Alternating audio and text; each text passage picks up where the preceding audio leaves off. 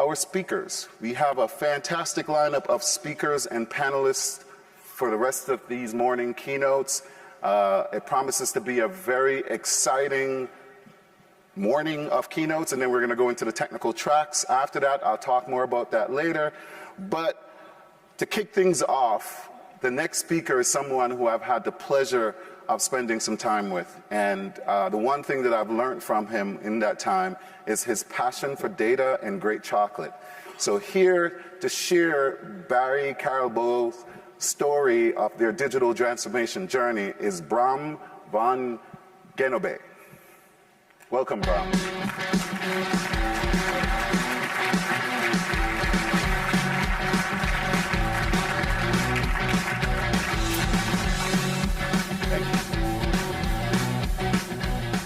Thank you, Norton. Good morning, Aviva world. I have fantastic news for you, because I'm going to be talking about two things I know you love: digital transformation and chocolate. But in order to test that hypothesis, let's just do some data validation, right? Can I get a shout out if you love digital transformation? Not bad. Now, can I get a shout out if you love chocolate? I love the energy in the room. 7 years ago, we started on our digital transformation journey. Today, our Smart Factory program is one of the key initiatives at Barry Callebaut to drive our productivity increase. I want to start out by saying thank you to our team at Barry Callebaut and all our partners that have made it possible, because if it wasn't for them and the hard work they did in the last years, I would not be standing here today to share our story. And our story is going to be about some of the successes we booked, but also, and maybe even more interestingly, some of the challenges we faced along the way. Now, I want to first address this one question that I've been asked a couple of times the last couple of days, and that is, have you tasted our product? And I'm happy to say that, yes, probably you have. 1 in 4 chocolate products worldwide are made by Barry Callebaut. We are a B2B chocolate manufacturer with 64 factories all across the globe, and we supply chocolate to large corporate accounts all the way to local bakeries, restaurants, and chocolatiers. We make about 2.2 million tons of chocolate each year, and we work in the entire value stream of the cocoa industry. We go in and source the cocoa beans. We have our cocoa factories where we process the beans into chocolate or cocoa intermediates, the cocoa powder and the cocoa butter. And then we have our chocolate factories where we put it all together and make delicious chocolate. We are the heart and the engine of the chocolate and cocoa industry, and we have 4 key strategic pillars. First of all, expansion. We are a growth company that have risen through mergers and acquisitions. Innovation is extremely important for us. We are constantly on the lookout for market trends and co-create with our customers to ever innovate with chocolate. A couple of years ago, we released Ruby, which is now the 4th kind of chocolate next to milk, dark, and white. We have a special process where we take a cocoa bean to end up in red cocoa powder, which ultimately gives rise to pink chocolate without any additives. Another recent innovation was the Generation 2 chocolate, which was only a couple of weeks ago announced in Venice at a conference, where we are now making chocolate which is going back to the basics with only 2 ingredients, putting the cocoa first and the sugar second, so that we can maximize the nutritional value that there is in the cocoa fruit, rising on the health trends that are very important in the market today. Third, cost leadership. Obviously, being a B2B manufacturer, we want to supply our chocolate as cost-effective as possible. And last but not least, sustainability. We have committed as an organization with our Forever Chocolate program to be 100% carbon positive by 2025. I will be touching later on these 4 strategic pillars, because also in our digital transformation agenda, we have made a connect with all 4 of them. I want to take you back on the journey when I set my first steps in the factory in Belgium, the largest chocolate factory in the world. As I started to ask around with my colleagues, having worked previously in oil and gas and energy sector, I inquired about how to get access to their data historian. Some of them looked at me a little bit confused, others were scared. Eventually I did find one maintenance manager who had a historian in the basement, but it wasn't really easy to access for our process engineers. They would go to the production lines and often take pictures or even manually write down how our machines were running. I felt a little bit like Charlie in the chocolate factory who had won the golden ticket, because I realized that under this data desert, there was a lot of chocolate data just waiting to be harvested. It is in this context that we started our first program. Back in autumn 2015, we got together some of our colleagues from around the world, different experts in various branches of our industry, and we launched our digital transformation project, where we selected a partner to begin. We had very huge expectations because we defined that we wanted to fully digitally transform our operations, interconnect our ERP system entirely with the shop floor and go fully paperless. We were going to improve traceability, quality, performance, dosing accuracy, energy. Yes, the expectations were high, and we had to go through that phase. It was extremely important to get a holistic vision of where we wanted to go. And it also gave us a clear indication of what are the business needs that we needed to address. The project started, and I can put the challenges that we faced in 3 big buckets. Well, the challenges, technology I wouldn't really call a challenge, because at the beginning we were also super excited, engineers that get a new tool to play with. So we were curious to see what it could do for us. And we spent quite some time to investigate how we're going to apply this in our processes. But, of course, we all know there are a lot of challenges to be addressed. And many of those I heard on this conference the days before. It's about bringing IT and OT together. How are we going to bridge those 2 networks? How are we going to connect to our legacy data sources, multiple PLCs, speaking the language of IT, which took us some time to figure out. I would say the biggest challenge for us was data validation. Because if you have process transmitters, sensors that have been used in a paper-based process, they might be perfectly adequate for that purpose, but they might not serve you for an automatic data flow. If you have a pressure or a sensor that measures the weight of a tank that is known to fluctuate a bit, your operator is going to know when that signal is reliable. Or maybe the positioning of your sensor is at the bottom of a tank, and when it is almost empty, the accuracy goes down, or it even goes below the level in case of a pressure transmitter. These are all sorts of challenges that can cause problems with the data accuracy, and they all need to be solved, taking a lot of time and effort. And we spend a lot of time and effort on that, but there are 2 other domains that are very important. We have said it many times in the conference, and everybody agrees, in digital transformation, people are key. We were aware of that, but at the same time, it is really difficult. You need, you have the war on talent, so you need great people to work with you.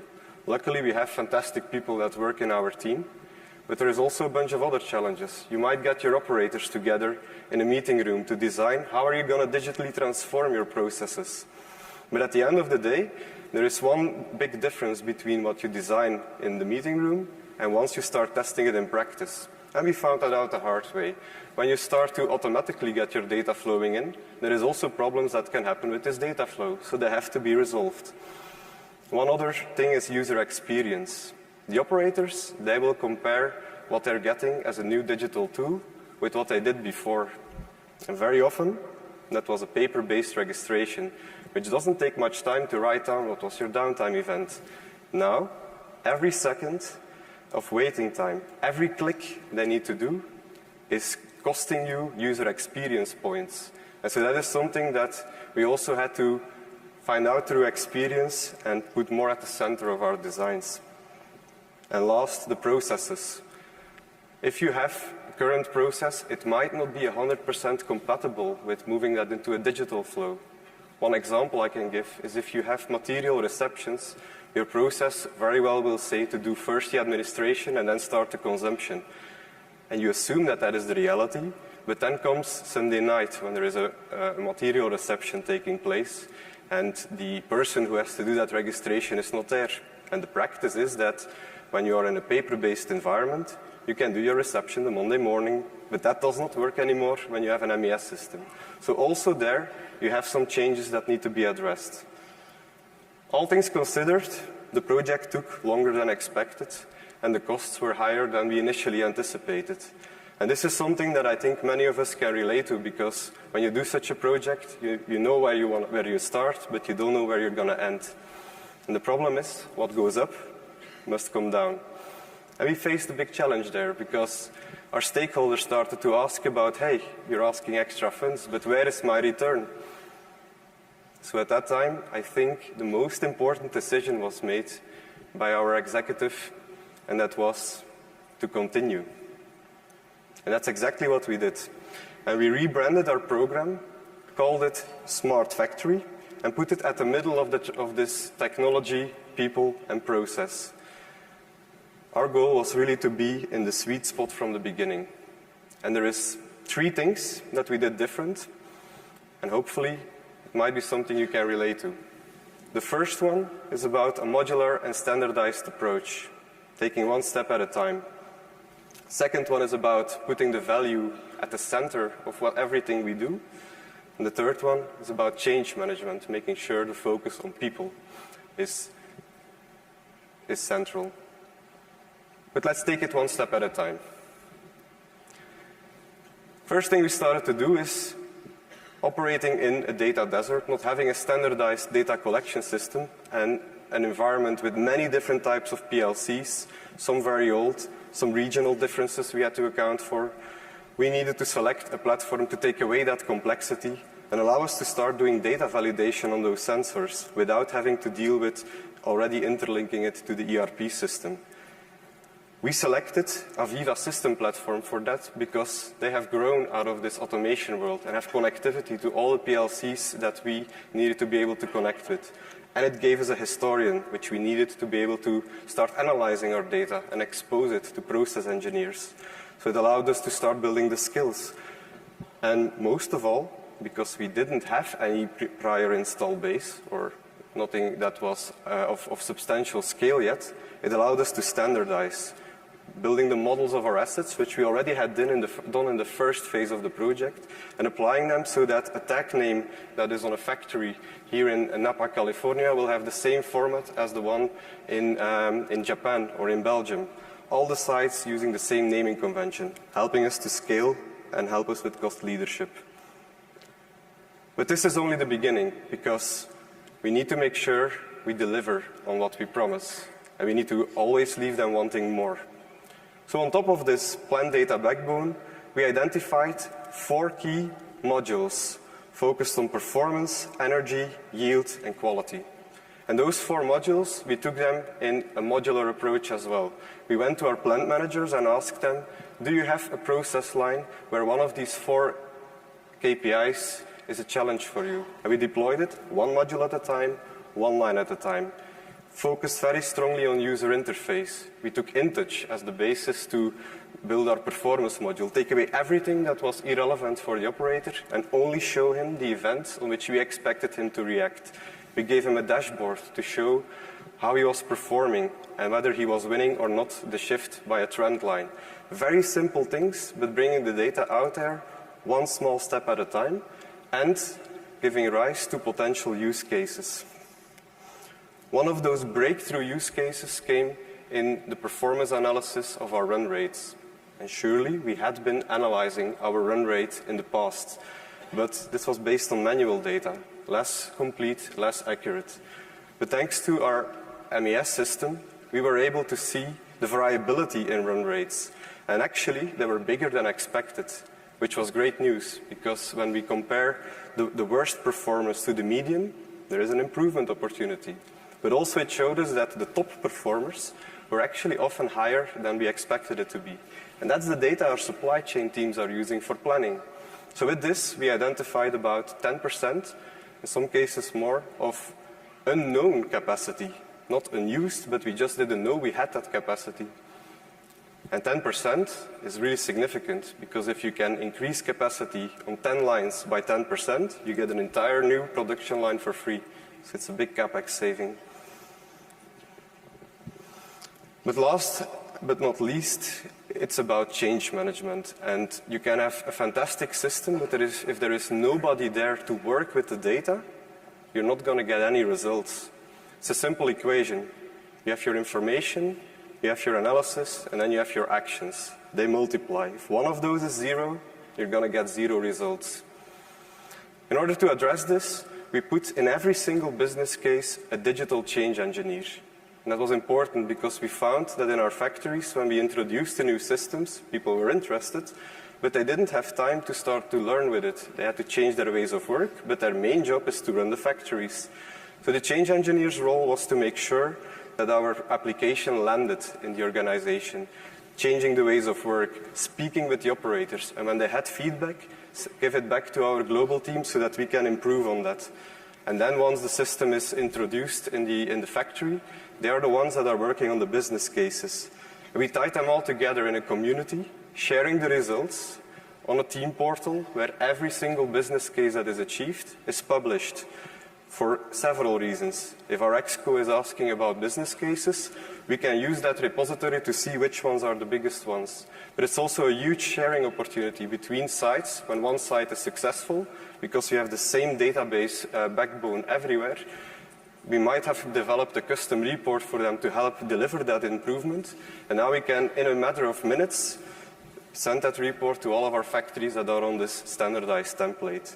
And we put a function, corporate change lead, to tie it all together, to make sure people are talking together, to drive this community.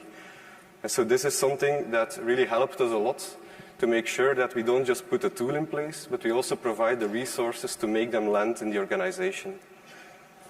So in summary, focus, value, and people are the core 3 things that we were working on. Right now, this MES Layer 1 and 2 solution is deployed in 40% of our factories, and we are aiming to have 100% deployment by the end of 2024.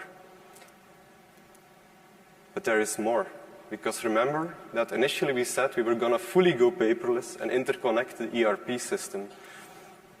And so we redefined our strategy. We want to make sure that we go to fully autonomous production lines that are delivering 100% at the time golden batches, which means 0 quality defect and operating at max capacity. And this will help us with all of our strategic goals. It will work on this expansion through the capacity increase. We will improve our cost leadership by reducing downtime events and increasing the throughput of the production lines, reducing losses on material variation. And of course, sustainability, because if we get the energy data and we cross-reference that with our operational data, we find opportunities for savings. And all of it requires us to innovate, not just in our products, but also in how we run our processes, adding new sensors, camera vision, AI and machine learning to build predictive models. And that's exactly what we do with our goal to dramatically increase our productivity. We're going to do that in 2 main programs, which is all part of the Smart Factory umbrella. One is MES Layer 3, and the other is the Smart program. So first of all, the MES Layer 3 is bridging the gap with the ERP system. This is the one that will bring us fully paperless, and we have it currently operational on 2 factories, but it's still an old legacy template. We are working with the team of Aviva in Barn to revamp this model-driven MES solution and to use our installed base of Layer 1 2. So it will be fully compatible with what we have been deploying on the other sites, leveraging the validation we have done on the data, so taking away some of the challenge in the technology sphere and bringing it into giving us more time to focus on the people and the processes when implementing these solutions. And then, what I think is the most exciting part is our manufacturing intelligence program. And this is where we really go into leveraging all that data that we are collecting to build predictive models, to try and understand what affects our production. And we want to make sure we bring this to the shop floor in 3 steps. The first one is using our dashboards to show to an operator what should be the standard ranges in which they are operating in a digital way. Second step will be to use those predictive models to give them guidance when there is an optimization opportunity that exists. And the last step will be to use those to bring this in fully closed loop and optimize the lines in real time. And I want to conclude with the last example of this, or how we used to do that. Remember the data desert we had in Wiese? Well, 18 months after we started this project, we started to make a data dump of everything we had collected. And we analyzed about 5,000 process orders and went with the production teams to see, can we set an objective on one of the yields of the more expensive raw material components, and can we see if there is opportunities to optimize that? And starting to identify some technology partners for us to work with that, we identified 8 small actions we could do. Changes in the PLC sequence, some minor modifications that took a couple of minutes to adjust, and we achieved that objective, which created a willingness to invest in a data pipeline so that we are now sending our data into the cloud to accelerate this analysis. And on top of that, invest in additional sensors to gain even more insights. So far, that initial goal has been exceeded by 250%, and this is just on one line. The fact that we're rolling this standard solution out across our entire organization means that we can scale these insights in the next couple of years. And so this was the story that I wanted to share with you all. There is 3 things that we did to help us on our digital transformation journey. It's about the modularity, taking one step at a time and focusing. It's about value improvement, and it's about user centricity. And I want to end with asking you a question. What are the key takeaways and the learnings you got from your digital transformation journey? I'd be very interested to connect and learn from you all on how you are addressing this. And maybe we can learn from each other to spark each other's ingenuity. Thank you very much, and enjoy the rest of the conference.